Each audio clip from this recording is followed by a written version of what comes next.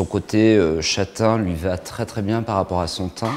Par rapport à la couverture du cheveu blanc, on a réalisé donc en racine un châtain. Je trouvais que son cheveu justement vivait très très bien par rapport à ses longueurs et pointes.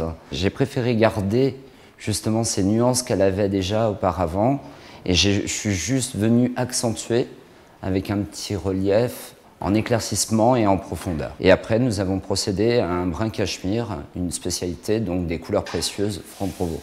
En fait, c'est une technique qui va venir apporter ce qu'on appelle de l'ombre et de la lumière, afin que ça ne ressemble pas spécialement à un balayage. On travaille à l'éponge, ce qui permet d'apporter une douceur aux cheveux. Le brin cachemire est une technique, mais maintenant une femme qui peut être aussi sur des tonalités de noisette peut désirer justement cette technique. On peut avoir justement des nuances plus ou moins claires et une douceur aussi sur des femmes cuivrées, comme sur des femmes qui peuvent être aussi blondes, entre guillemets.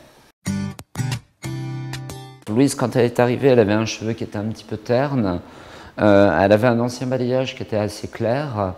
Elle avait une racine un petit peu cendrée, donc on a réalisé une huile éclaircissante au niveau des racines afin de rétablir sa couleur et d'avoir un côté un peu doré.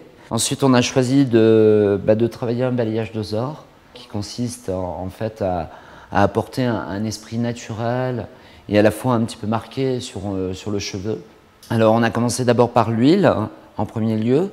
Donc on a travaillé sur toute la racine, ensuite on a fait un shampoing, on a séché les cheveux, et puis pour terminer, on a passé au balayage, donc qui est un service, donc un balayage dosor service, brosse, pinceau. Aujourd'hui, n'importe quelle femme peut avoir un balayage dosor, que ce soit une femme comme Louise qui recherche de la douceur et qui va avoir un esprit un peu doré, comme ça peut être les femmes qui aiment au contraire le côté plutôt blanc, le côté très marqué, où là, bien entendu, nous aurons la possibilité de lui réaliser sans aucun souci.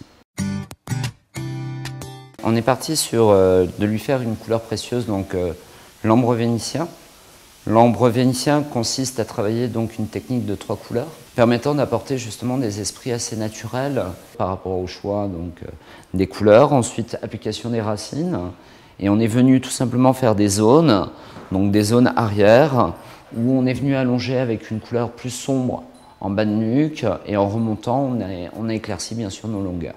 Il y a plein de variantes différentes en fonction bien sûr de la nature des cheveux, en fonction de la cliente, de sa couleur et ainsi de suite. Ça va correspondre plutôt aux femmes, on va dire entre guillemets, dans le côté classe, puisque c'est une technique qui va vraiment permettre justement d'apporter une douceur au visage et en même temps beaucoup de personnalisation.